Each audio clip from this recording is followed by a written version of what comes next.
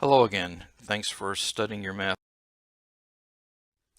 This video is about factoring polynomials. We'll talk about factoring out the greatest common factor. We'll talk about factoring by grouping whenever we have polynomials with more than 3 terms. We'll factor polynomials that have exactly 3 terms and 2 terms, and we'll employ an important technique using substitution, which has a lot of application to calculus.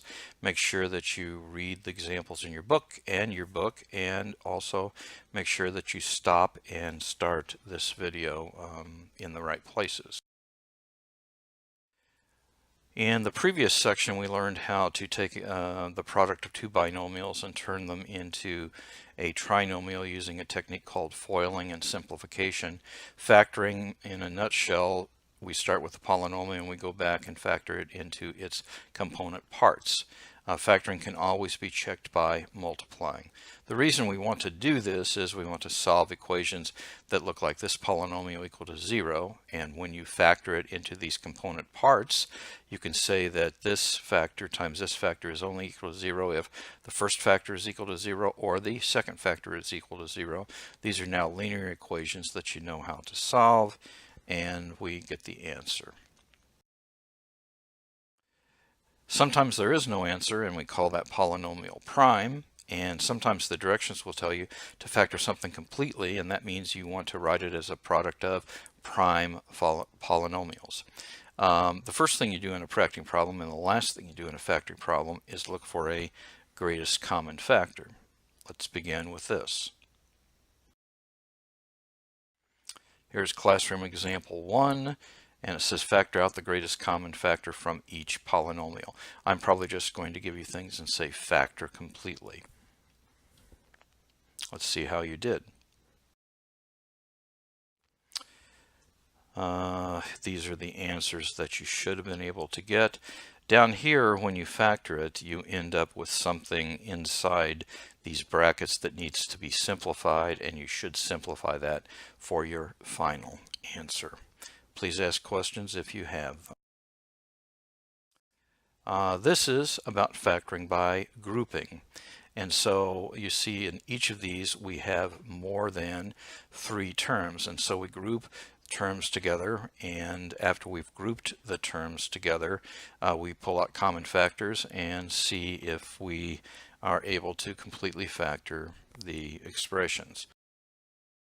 So here are some answers. I group here things that have the single underscore. I group together, and I also look at pairs of things with a double underscore, and I factor them out. Notice that I'm getting the greatest common factor out of each of these pairs of things, but at the end of the problem I am also pulling out the s plus 3. So again, in this case, it is the first thing and the last thing that you do.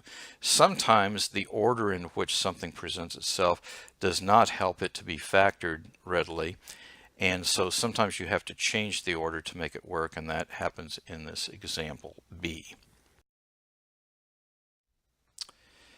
Now we'll talk about factoring trinomials.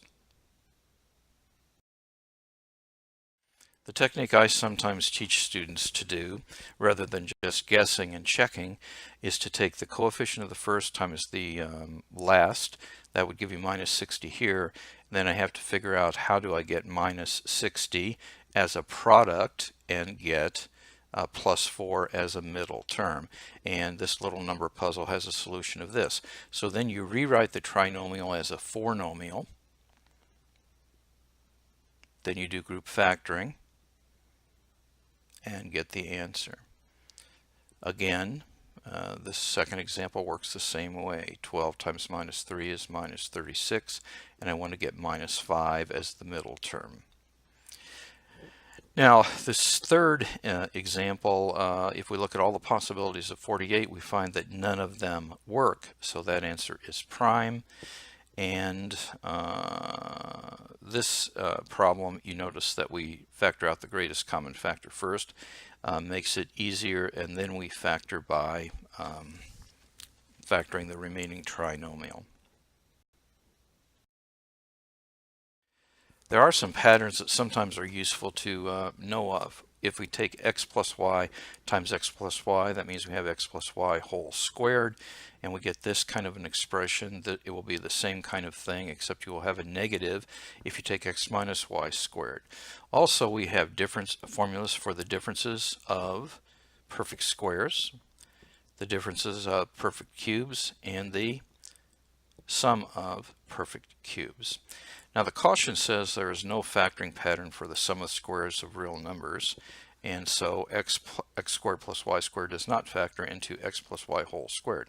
X plus y whole squared, like we talked about up here, has a middle term. But I would add to this caution that you do still have to look for a common factor, because if I gave you 4x squared plus 100y squared, it can be factored by factoring out the 4, even though you cannot afterwards factor this expression, which is the sum of perfect squares. So looking for greatest common factor trumps that caution rule. Let's do some examples of this.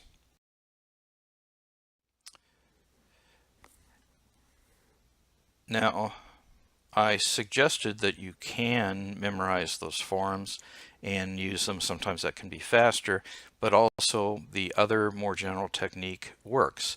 And so I'm going to show you two of these. Here is recognizing this as being 7x whole squared plus 2 times 14xy plus 2y whole squared, and factoring it that way.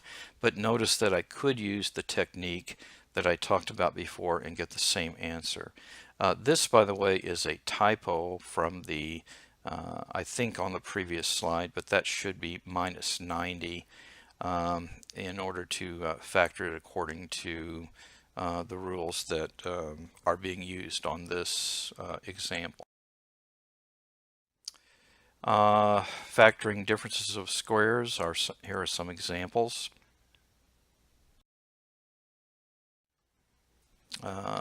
Several of them are straightforward. In B, you have to recognize that this is the difference of perfect squares this way. Here you have to recognize that that is 4y whole squared. And here you have to recognize that x squared plus 18x plus 81 is x plus 9 whole squared.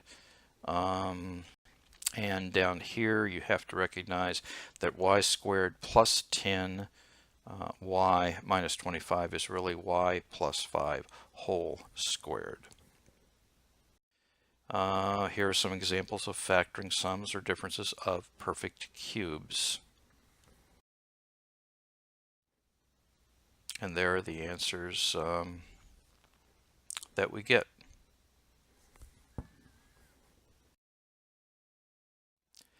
The last example deals with factoring by substitution. You see it's pretty complicated if you had to expand this, but we can do a substitution. In this case, we're going to say that the variable I call u is 3x plus 1. Here also u is going to be 3x plus 1, and down here u is going to be m squared.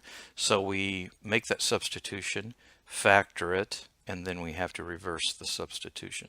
Here are some solutions I came up with.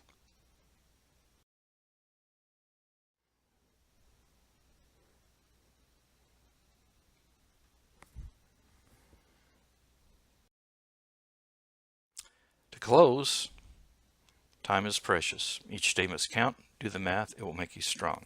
See you in class.